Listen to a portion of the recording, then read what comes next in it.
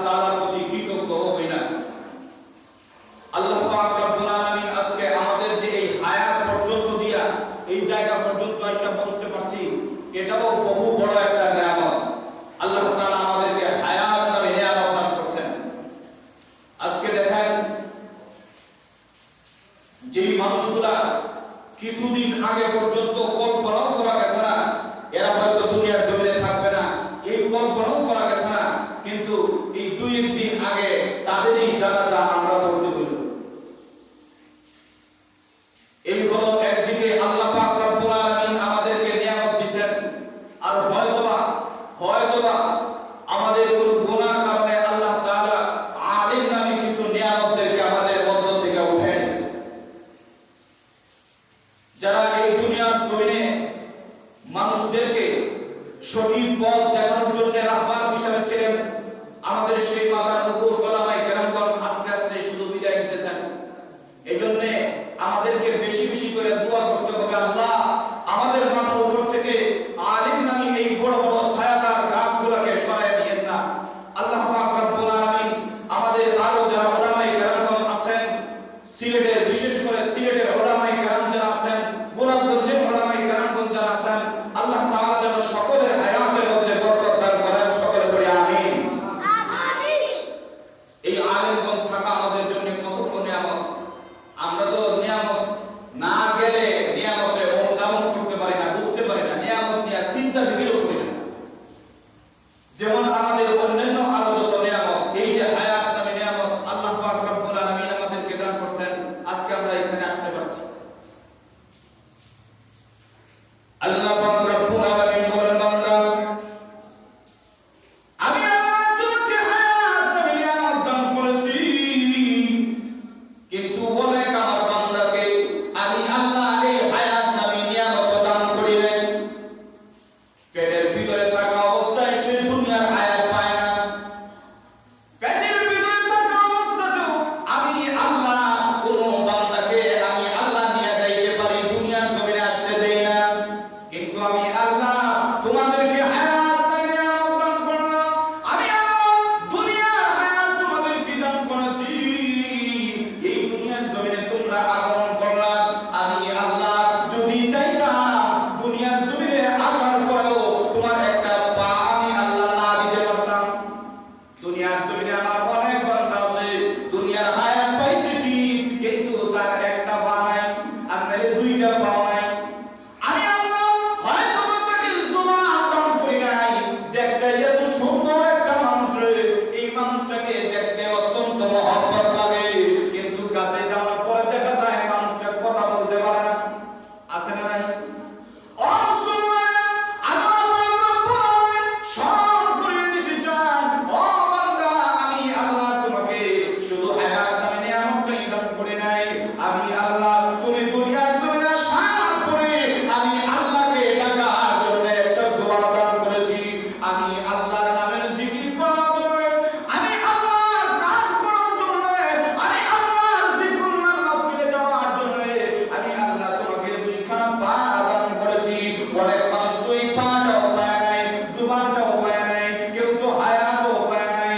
আমি আল্লাহ আমার কাছে যাওয়ার জন্য তোমার জুবানের পাশাপাশি 2খানা হাত দিয়েছিল, তুমি রাত্রিবেলা এই 2খানা হাত উঠায়া আমি আল্লাহর কাছে তোমার সকল বিষয়ে বর্ণনা করো।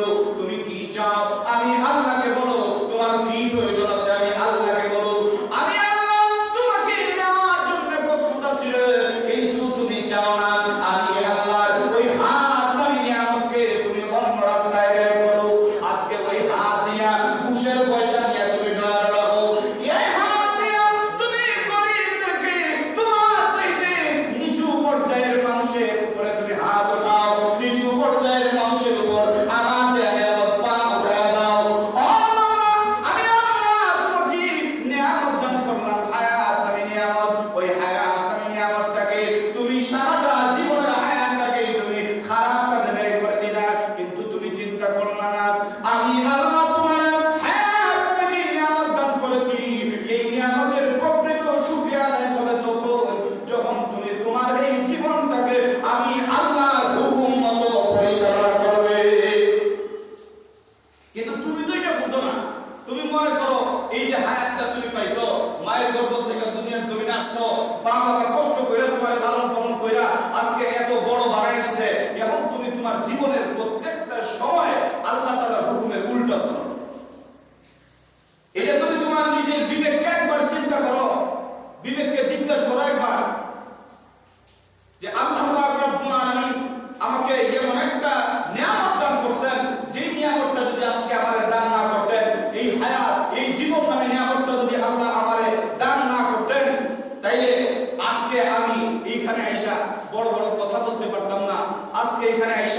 জবরদখল করতে পারতাম না। আজকে এখানে এসা মানুষ বিপদে, এই জন্য বড় বড় অঙ্কের ঘুষ চাইতে পারতাম না। মানুষের কাছ থেকে আমি সুদের ব্যবসা করতে পারতাম না। আমি বাজারে এমনিতেই মানুষ বাড়াইছে 2 টাকা, আমি 5 টাকা বাড়াই দিতাম না। এইরকম যদি আমার ভিতরে আল্লাহর দেয়া এই হায়াত আমি নিয়ামতের শুকরগুজারি থাকতো, তাইলে আমি দেখতেন একটা নিয়ামতকে স্মরণ করে অনেক গুণ থেকে বাঁচতে পারতাম।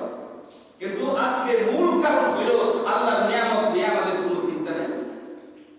এই জন্যই যখন আপনি আল্লাহর নিয়ামতের নাশকরি করবেন, তখন ওই একই নিয়ামতটাকেই আল্লাহ পাক রব্বুল আলামিন আপনার জন্য গজব বানায় দিবেন। ওই নিয়ামতটাকে আপনার জন্য গজব বানায় দিবেন। আল্লাহ পাক রব্বুল আলামিন হায়াতকে যেমন নিয়ামত বানাইতে পারেন, ওই হায়াতকে আল্লাহ পাক রব্বুল আলামিন আবার গজবে রূপান্তরিত করতে পারেন। একদল মানুষের জন্য হায়াত নিয়ামত, এই হায়াতটাকে যাওয়ার পরে অনেক মানুষ তারে স্মরণ করে আহারে মানুষটা চলে গেল। আল্লাহ পাক রব্বুল আলামিন যদি ওনার মতো আমার একটা সন্তান বানায় দিতেন, তাহলে কতই না ভালো হতো। এইরকম মানুষ চিন্তা করে এত বড় মানুষ দুনিয়ার জমিন থেকে বিদায় নিয়ে গেছেন। মানুষ আফসোস করে, কান্নাকাটি করে, মানুষ তার নামে দুয়ার মাহফিল করে, মানুষ তার নামে অনেক কিছু চায়, মানত করে। কেন? এই মানুষটা ভালো ছিল, তার হায়াত জিন্দেগি ভালো ছিল। আর কিছু মানুষ ওই হায়াতটাকে দুনিয়ার জমিনে কাজে গেছে, যাওয়ার পরে মানুষে বলে আলহামদুলিল্লাহ, আলহামদুলিল্লাহ কয়। মানুষ তার জানাজা যাইতে চায় না। একজন ডাকাত, একজন দেশদ্রোহী যদি মারা যায়, ইসলামের মধ্যে বিধান আছে তার জানাজা যেন সঙ্গে পাওয়া। বেশি মানুষ জানাজায় যায়ও না।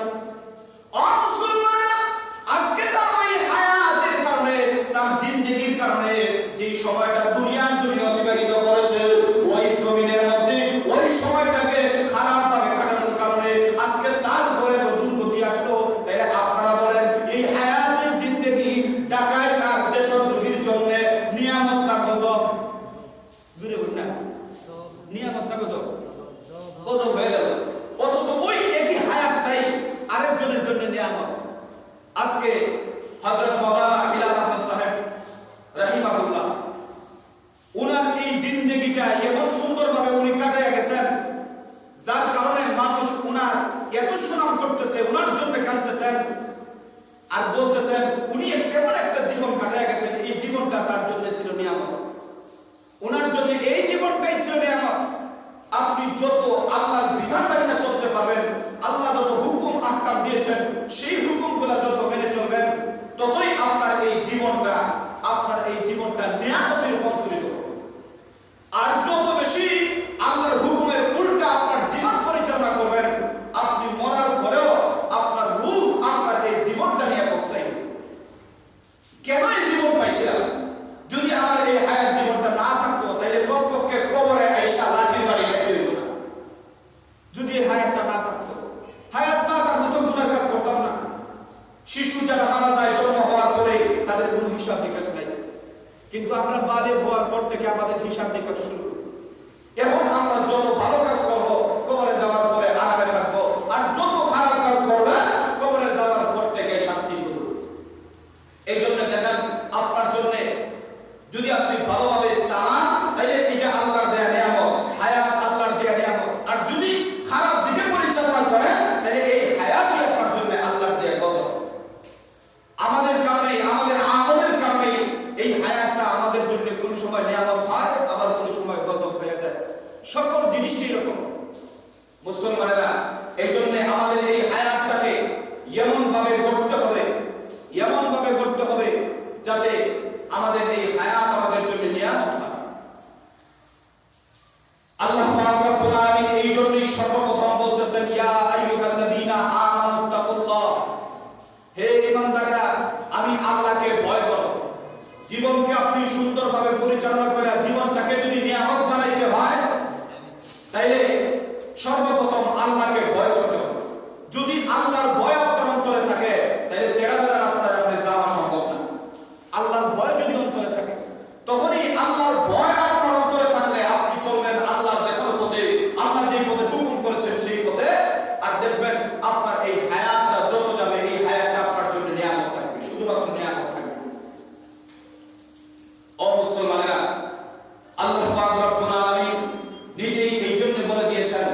তোমরা যদি এই হায়াতকে নিয়ামত বানাইতে হয় আমাকে সর্বপ্রথম ভয় করো। আরেকটা কাজ পাশাপাশি বলেছেন ওয়াকুনু মা'আস সাদিকিন। মুফাসসিরিনে কেরামগণ সাদিকিনের ব্যাখ্যায় বলেছেন সালিহিন, সত্যবাদীর ব্যাখ্যায় বলেছেন যারা নেক কাজ করেন তারা। এখন নেক কাজ করেনওয়ালা দুনিয়ার জমিনে আপনারা বলেন সবচেয়ে বেশি ওলামায়ে কেরামদের মধ্যে পাওয়া যাবে না সাধারণ মানুষের মধ্যে পাওয়া যাবে? ওলামায়ে কেরামের মধ্যে। তাইলে এক কথায় কমপক্ষে আমরা এটা বুঝলাম আপনারা সবচেয়ে বেশি ওলামায়ে কেরামদের সাথী হয়ে চলার চেষ্টা করবেন। ওলামায়ে কেরামগণ হক্কানি ওলামায়ে কেরামগণের যদি পরামর্শ নিয়ে সাথী হয়ে যদি চলাফেরা করেন দেখবেন আপনার এই জিন্দেগি আল্লাহ পাক রব্বুল আলামিনের হুকুম অনুযায়ী চলবে। কারণ সবচেয়ে বেশি আল্লাহকে ভয় করেন ওলামায়ে কেরাম। এটা আল্লাহ পাক রব্বুল আলামিন নিজেই কোরআন কারীমের মধ্যে বলে দিয়েছেন। ওলামায়ে কেরাম যখন আল্লাহকে ভয় করেন, একজন ভয় করনেওয়ালার সাথে চললে আপনিও ভয় করনেওয়ালা হবেন। মানুষের ভয় না নেই, সব সঙ্গে সঙ্গ গলায় জঙ্গল। আরেকটা কথা হয় অসৎ সঙ্গে ফানির লুয়াও বসে। হ্যাঁ, সঙ্গ দোষে লুয়া বসে। আমরা থেকে বানানোর প্রস্তুত আছে, ওয়াজ বলতে বলতে অভ্যস্ত তো এক জায়গায় খালি না, তাই সব ওয়াজও যায় না লেগে তো কিতা কইছেন আপনি? সঙ্গ দোষে লুয়া বসে। এই লোহাটা পানিতে বাসার কথা না, কিন্তু এই লোহার শরীরে যদি পানিতে বাসনেওয়ালা কোনো জিনিস যেমন প্লাস্টিকের মাঝে প্লাস্টিকের লগে লাগে তাইলে এই প্লাস্টিকের কারণে এই লোহাটাও বাসে। তাইলে আপনারা যদিও আলেম না, যারা আম জনসাধারণ আছেন আপনারা যদিও আলেম না, কিন্তু আলেমদের সাথে জড়াইয়া থাকার কারণে আলেমরা আল্লাহকে ভয় পাইয়া সঠিক রাস্তায় চলবে, আপনারাও সঙ্গ পাইয়া সঠিক রাস্তায় চলবে। এই জন্য ওলামায়ে কেরামদের সাথী হওয়া প্রয়োজন। এখন ওলামায়ে কেরামদের যদি সাথী হইতে হয়, তাইলে এই কওমি মাদ্রাসাগুলোকে জিন্দা রাখতে হবে। কারণ ওলামায়ে কেরাম তৈরির ফ্যাক্টরি হইল এই কওমি মাদ্রাসাগুলো। মুসলমানরা এই মাদ্রাসাগুলোর যদি সাথে থাকেন, নবীজির বাগানের যদি সাথে থাকেন, তাইলে এই নবীজির বাগান থেকে যে ফুলগুলো ফুটবে তারা হবেন ওলামায়ে কেরাম, হাফিজে কোরআন, আলেম, মুফতি, মুফাসসির, ওনারা তৈরি হন এই মাদ্রাসাগুলো থেকে। এই জন্য মাদ্রাসাগুলোর দিকে যদি খেয়াল রাখেন তাহলে দেখবেন ওলামায়ে কেরাম তৈরি হবেন, আপনাদের হাতের লাঠি তৈরি হবে। অন্ধ মানুষ যারা আছে তারা চলাফেরা করার জন্য তাদের অবলম্বন হইল লাঠি। এই লাঠি দিয়া সামনে দেখে, একটু বাড়ি দিয়ে দিয়ে সামনে দেখে গাছ আছে নি, জায়গা ভালো নেই, নরম জায়গা না শক্ত জায়গা দেখে দেখে তারা পানি দেয়। আপনারা মনে করবেন ওলামায়ে কেরামগণ আপনাদের দুশমন না। অনেকে আছে ওলামায়ে কেরামদেরকে দুশমন মনে করে, কারণ ওলামায়ে কেরামগণ সত্য কথা বলেন। আর একটা কথা চির সত্য, সত্য কথা অনেক সময় মিথ্যাই হয়, বেশিরভাগই মিথ্যা হয়, তিতা হয়। কিতা হয়? তিতা হয়। কইলাম তিতা হয় আর মিথ্যা। সত্য কথা বেশিরভাগ কিতা হয়? তিতা হয়। এখন আপনারা বুঝেন এই তিতা কথাগুলো ওলামায়ে কেরামগণ আপনাদেরকে বলতেই হবে, কারণ ঔষধ তিতা হইলেও খাইলে রোগ ভালো হয়। যত কঠিন রোগের ওষুধ এগুলো একটু তিতাই হয়, ঠিক তেমনি ভাবে যত সত্যি কথা হয়, যত উচিত কথা হয় এগুলো একটু তিতাই হয়। এই জন্য ওলামায়ে কেরামগণ এই সত্য কথাগুলো বলতে গেলে অনেক মানুষ আমাদেরকে শত্রু মনে করে, দুশমন মনে করে, কিন্তু আমরা আপনাদের দুশমন নয়, আমরা আপনাদের বন্ধু, আমরা আপনাদের হাতের লাঠির মতো, আমরা আপনাদের হাতের লাঠির মতো।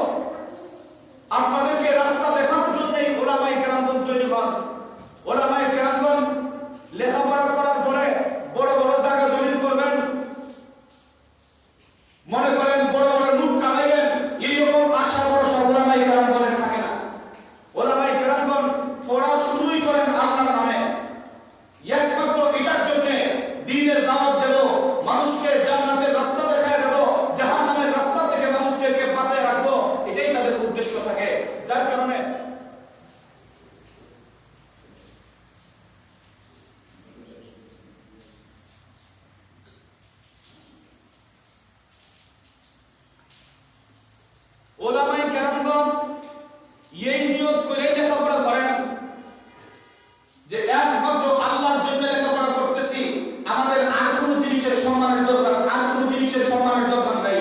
যে ডাক্তার হয়েছে এই সম্মান, ইঞ্জিনিয়ার হয়েছে এই সম্মান, এই সম্মান আমার দরকার নাই। আজকে আমাদেরকে মানুষ কমপক্ষে রাস্তায় দেখলে অন্য কাউকে সালাম দিতে না পারে, হুজুর দেখলেই বলবে আসসালামু আলাইকুম ওয়া রাহমাতুল্লাহ। এই যে সম্মান যেটা আছে, অন্যকে নাম ধরে ডাকতে পারে, কিন্তু দেখা যায় হাফিজিতে ভর্তি হয়েছে একটা ছাত্র মাত্র, কিন্তু এই ছাত্রটা রাস্তায় বাইরে নেই, মানুষ ডাকতে হাফিজ সাহেব। কমপক্ষে হাফিজ সাহেব না বলে হুজুর বলে ডাকতে সম্বোধন করে, নাম ধরে ডাকে না। এই যে সম্মান আছে, উলামায়ে কেরামগণ এই সম্মানের লোভেই লেখাপড়া করেন। যার কারণে এই উলামায়ে কেরামগণ আপনার কাছ থেকে টাকা পয়সা চায় না, জায়গা জমি চায় না, একমাত্র আপনার কাছ থেকে এটা চান যে আপনি সম্মান কইরা উলামায়ে কেরামদেরকে মানেন। উলামায়ে কেরামগণ কোরআন হাদিস থেকে যে কথাগুলো বলে সেই কথাগুলো মেনে চলেন, এটাই ওনারা চান। একজন মানুষ যদি উলামায়ে কেরামদের কথা মানে না, যদি জান্নাতি হয়ে যায়, সঠিক পথে চলে আসে, হেদায়েতের পথে চলে আসে, উলামায়ে কেরামগণ সবচেয়ে বেশি খুশি হন, মনে করেন দুনিয়ার সকল সম্পদ উনি পেয়ে গেছে। এটাই থাকে হক্কানি উলামায়ে কেরামদের ভিতরে আসা। মুসলমান আজকে যারা শিক্ষা করে, আমি কারো আয় করতেছি না, এটাও আমাদের দরকার। ডাক্তার হওয়ার দরকার, ইঞ্জিনিয়ার হওয়ার দরকার। দেখবেন একজন মানুষ ডাক্তার যখন হয়ে গেছে, অনেক টাকা পয়সা খরচ করে ডাক্তার হন, কিন্তু দেখা যায় ডাক্তার হওয়ার পরে, আমি কয়েকদিন আগে একজন রোগী নিয়ে যখন গেছিলাম, ভাই 85 নাম্বার সিরিয়াল রাত্রে বাজছে 1টা, সিরিয়াল আসতে আসতে এর পরেও মানুষ সরে না, কারণ উনি ভালো ডাক্তার, এটা ওনার ভালো গুণ। এক একজন ডাক্তার এক একজন রোগীর কাছ থেকে 500 থেকে 800 ভিজিট, আমার পরে কমপক্ষে আরো 20-30 জন আছেন। ওনার মনে করেন রোগী দেখার টাইম হইল 2টা থেকে নিয়ে 4টা পর্যন্ত বা 5টা পর্যন্ত বা 6টা পর্যন্ত, কিন্তু উনি রোগী দেখতেছেন কটা পর্যন্ত? রাতে 2টা পর্যন্ত। আল্লাহ তাআলা কি রুজি করাইতেছে না? এটাও হালাল দিতে আল্লাহ তাআলা দিতেছেন। কিন্তু আমি একটা জিনিস লক্ষ্য করলাম, নাম বলবো না, এরকম অনেক জায়গায় আছে, এই যে আপনাকে এই রিজিকটা দিতেছেন কে? হুজুরে কথা বলেন না, কে দিতেছেন? আল্লাহ দান করছেন। এখন এই আল্লাহ তাআলা আপনাকে এত রিজিক দান করতেছেন, সম্মানের সাথে রিজিক দান করতেছেন। মানুষ একটা মানুষ আপনি যদি 15 মিনিটের জন্য রেস্ট দেন, 15 মিনিট তো কম কথা। আমি নিজে 2টার থেকে নিয়ে, এরকম বলে না যে ওইটার সময় সিরিয়াল, 2টার থেকে নিয়ে রাত্রি 1টা পর্যন্তই হসপিটালের ভিতরে আছে, শুধুমাত্র ওনাকে দেখায় আসার জন্য। এখন যদি আমরা 4 ঘন্টা 5 ঘন্টা এখানে বসতে পারি, তাহলে 15 মিনিট নামাজের জন্য কি মানুষ অপেক্ষা করবে না? অথচ আযান হয়, মুয়াজ্জিন সাহেব বলতেছেন আল্লাহু আকবার, মুয়াজ্জিন সাহেব বলতেছেন কি আল্লাহু আকবার, আর আপনি বলতেছেন, আমার মুয়াজ্জিন সাহেব বলতেছেন আল্লাহ বড়, সবচেয়ে বড়, আর আপনি বলতেছেন আমার নবী দেখা সবচেয়ে বড়। তাইলে আপনি বলেন, আল্লাহ যে আপনাকে রিজিক নামে নিয়ামত দান করছেন, এত উত্তম রিজিক আপনাকে দান করছেন, এখন যদি আপনি যদি আল্লাহর দেয়া নিয়ামত পাইয়া এই আল্লাহ তাআলার ডাক দেওয়ার পরে আপনি আল্লাহর ডাক খাওয়াইয়া দিয়া আপনি আপনার নিজের রিজিকের ব্যবস্থা করতেছেন, এটা কি আপনার জন্য ভালো হইল না আল্লাহ তাআলার এই নিয়ামতের নাশুকরি হইল? একটা আপনারা চিন্তা করেন, প্রত্যেকটা জায়গায় শুধু একজন ডাক্তার সাহেব যে একজন এরকম করতেছেন এরকম না, অনেক আপনারা বুঝতে পাবেন।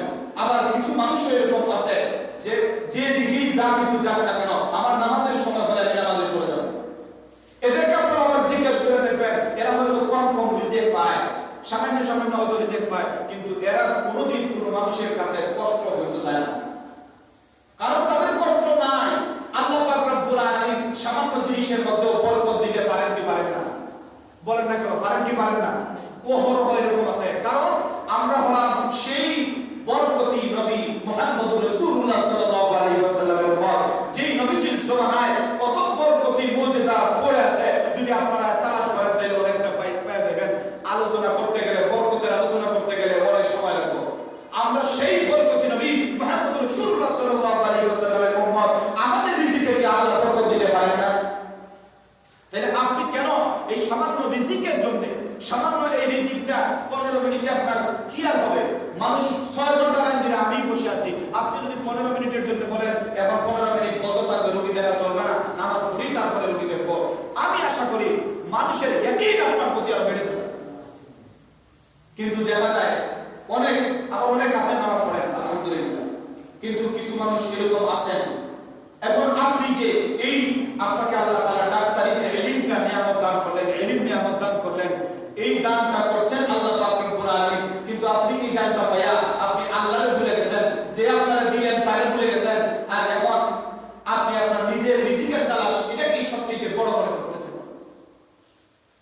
আল্লাহ পাক রব্বুল আলামিন আপনাকে ইঞ্জিনিয়ার বানায় দিয়েছেন, আপনাকে জজ বানায় দিয়েছেন, আপনাকে ব্যারিস্টার বানায় দিয়েছেন, আপনি এখন আপনার কাজটাকেই সবচেয়ে বড় মনে করতেছেন। ইদানিং কিছু জিনিস আলহামদুলিল্লাহ ভালোই হইতেছে। আমরা অনেকে সংসদ অনেক উপভোগ করে দেখি। জাতীয় সংসদ আগে মানুষ দেখতো না, এখন অনেকটা উপভোগ করে দেখা যায়। কেন? এই সংসদের ভিতরে উলামায়ে কেরামদের প্রবেশ হয়েছে, যার কারণে এখানে উলামায়ে কেরামদের অবদান। এইরকম মাদ্রাসাগুলোর থেকে যারা গঠন হয়ে গেছেন, মাদ্রাসাগুলোর থেকে যারা গেছেন, এই উলামায়ে কেরামগণ সংসদে থাকার কারণে এই সংসদ এখন মানুষের আকর্ষণের জায়গা হয়ে গেছে। এখন এই সংসদের ভিতরেও নামাজের সময় হয়ে গেলে দেখা যায় আলেমগণ বলার আগে এখন দেখা যায় গয়র আলিম যারা আছেন ওনারা বলেন মাননীয় স্পিকার নামাজের জন্য বিরতি দিয়ে দেন। পরে দেখা যায় মাননীয় স্পিকার যিনি আলেম নয় উনি বলতেছেন, সংসদের একজন মন্ত্রী বলতেছেন যে আমরা আমাদের যে বিষয়ে আলোচনা চলতেছে এটা শেষ করে নেই, তারপরে না আমরা সবাই মিলে নামাজ পড়বো। স্পিকার বলতেছেন না, আমাদের আলোচনার জন্য নামাজকে কেন দেরি করবো, নামাজকে কেন দেরি করে পড়বো। এই যে এটা চলে আসছে ওনার মাইন্ডে, এটা কেন আসছে? আগের মানুষের থাকলো না কেন? কারণ আমার সামনে উলামায়ে কেরাম আছেন, ওনারা কথা না বললেও ওনাদের এই টুপি দাড়ি আর পাঞ্জাবির আসার তাদের করে পড়ে। ঠিক নেই মুসলমানেরা, এরাই হলেন উলামায়ে কেরাম। এই জন্য সকল জায়গায় উলামায়ে কেরামের প্রয়োজন আছে। আমি আপনাদেরকে বলি, সকল জায়গায় যে জায়গায় হোক না কেন আপনি আল্লাহকে ভয় করেন, আপনি আল্লাহর কত নিয়ামত নিয়ে বসে আছেন এগুলোর কথা চিন্তা করেন। আপনি দেখবেন আপনাকে আল্লাহ পাক রব্বুল আলামিন এই হাত মানে নিয়ামত দান করছেন। এখন যদি আপনি বলেন যে আমি এই হাত মানে নিয়ামতের শুকরিয়া আদায় করব, শুধু আলহামদুলিল্লাহ বললেই শুকরিয়া আদায় হয় এরকম না। প্রকৃত শুকরিয়া আদায় হলো এই হাতকে আল্লাহর রাস্তায় পরিচালনা করা, আপনার এই চোখকে আল্লাহর রাস্তায় পরিচালনা করা, এটাই হলো চোখের প্রকৃত শুকরিয়া। এখন আপনি যদি এই আজকে যে গোলাপগঞ্জে মনে হয় আজকে বন্ধ হয়ে যাবে মেলাগুলো, বিয়ানীবাজার থেকে ফিরে একবার ঘুরে দিয়েছে আর গোলাপগঞ্জে এখন আসা করছে। এই মেলাগুলা আমি কালকে কিছু ভাইদেরকে বলতেছিলাম, দেখবেন মসজিদে এসে 5 টাকা দিতে অনেক কুদানি করে, 5 টাকা পকেট থেকে বাইরে না। একটা ভিক্ষুকরে, কিছু ভিক্ষুক এরকম আছে যারা মনে করে যারা আসলে কোনো উজর না, একটা ব্যবসা থেকে এসে আপনি কত যায় না এখানে মানুষের কাছে খুঁজত। কিন্তু এগুলা বাদ দেন, একজন মানুষ তো কমপক্ষে আমার সামনে এসে সাইল হয়ে গেছে, তার ভিতর আল্লাহ জানে। আমার যদি পকেটের টাকা থাকে আমি তাদের দিলাম, না থাকলে বললাম ভাই যাও আমার কাছে নাই।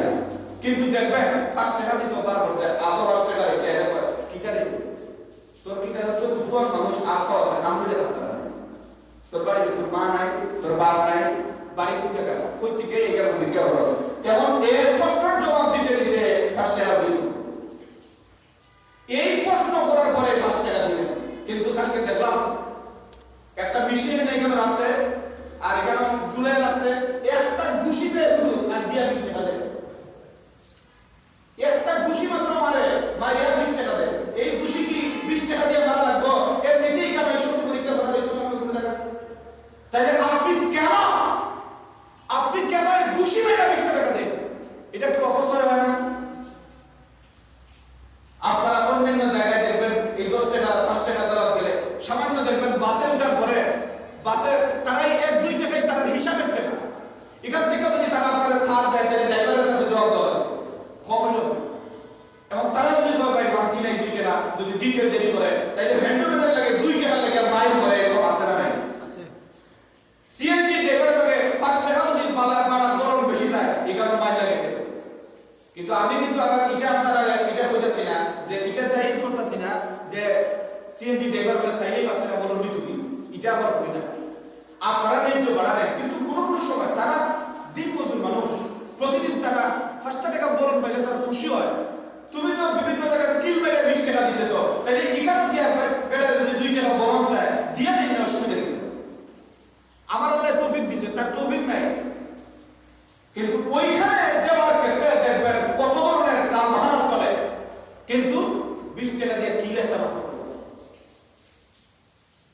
আল্লাহর বান্দাদেরকে যে আল্লাহ পাক রব্বুল আলামিন কবে সঠিক বুঝদান করবেন একমাত্র আল্লাহই জানেন।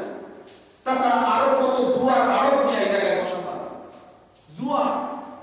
আলহামদুলিল্লাহ গত 2 দিন আগে সংসদেও এই নিয়ে আলোচনা হয়েছে। দুনিয়ার জমিনের যুবক যারা আছে, যুব সমাজ যারা আছে, এদেরকে নষ্ট করতেছে, জীবনটাকে ধ্বংস করে দিতেছে এই জুয়া। এই জুয়াটা 2 রাস্তায় আছে, অনলাইনে আছে, অফলাইনেও আছে। অফলাইনের জুয়া তো বহু আগে থেকে আছে, এখন তৈরি হয়েছে অনলাইনে জুয়া। আগে মানুষ অফলাইনে জুয়া খেলাইতো, এটা মানুষের চোখের সামনে ধরা পড়তো, মানুষ বাধা দিত, বেশি করতে পারতো না, কম করতো। কিন্তু এখন এই জুয়া ঢালে নিছে অনলাইনে। এই অনলাইনে জুয়া দেওয়ার কারণে আমার ছেলে, আমার মেয়েও খেলে, শুধু ছেলে না, এখন মেয়েরাও এটা বুঝে। অনলাইনে যে জুয়ার গেমগুলো আছে এইগুলো এখন মেয়েরাও বুঝে, ব্যাট খেলা করে, ব্যাট লাগাবে। আগে হইতো বাংলাতে জুয়া, আর এখন ইংরেজিতে আইছে মোবাইলের ভিতরে ব্যাট লাগাবে। আগে আমরাও কইতাম ব্যাট ধরতে নিবা, কইতাম নি ও ব্যাট এটা জুয়া।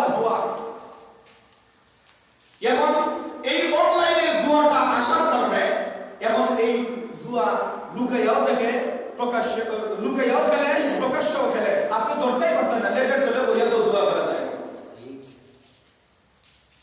এখন বাথরুম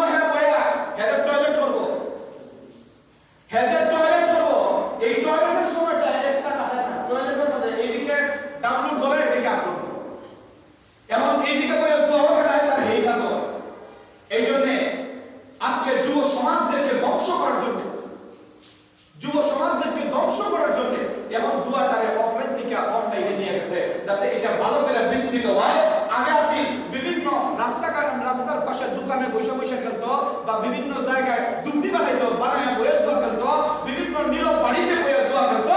এখন আর এইগুলোতে যাওয়ার দরকার নাই, এখন প্রত্যেক ঘরে ঘরে জুয়া ঢুকে গেছে। এই জন্য ওলামায়ে কেরামগণ সংসদের ভিতরে এই নিয়ে আলোচনা করেছেন এবং সিদ্ধান্ত হয়েছে ইনশাআল্লাহ এই মাসের শেষে ইনশাআল্লাহ এগুলো নিয়ে আইন প্রণয়ন করা হবে ইনশাআল্লাহ। আমরাও এখান থেকে দোয়াও করি, আর্দাও করি, এগুলো যেন খুব তাড়াতাড়ি বাস্তবায়ন করা হয়। এই যুব সমাজদেরকে যদি বাঁচানো না যায়, এই দেশকে বাঁচানো সম্ভব হবে না। এই জন্য ওলামায়ে কেরামগণ এর পক্ষে কথা বললে কিছু মানুষের একটু খারাপ হবে, কিন্তু আমি আপনাদেরকে বলতেছি ওলামায়ে কেরামগণ আপনাদের বন্ধু। ওলামায়ে কেরামগণ কখনো আপনাদের দুশমন নয়। এই ওলামায়ে কেরামগণ যদি আপনাদেরকে পথ সবসময় এইভাবে দেখায় দিতে থাকতে চান, তাহলে এইরকম মাদ্রাসাগুলোর প্রয়োজন। এই মাদ্রাসাগুলো আপনারা জিন্দা রাখতে হবে এবং ওলামায়ে কেরামদের সাথে চলতে হবে। ওনারা যেরকম কোরআন সুন্নাহ ভিত্তিক আপনাদেরকে বলবে, আপনারা সেইভাবে চলতে হবে। আল্লাহ পাক রব্বুল আলামিন আমাদের সবাইকে যেন কবুল করেন, সকলে বলে আমিন।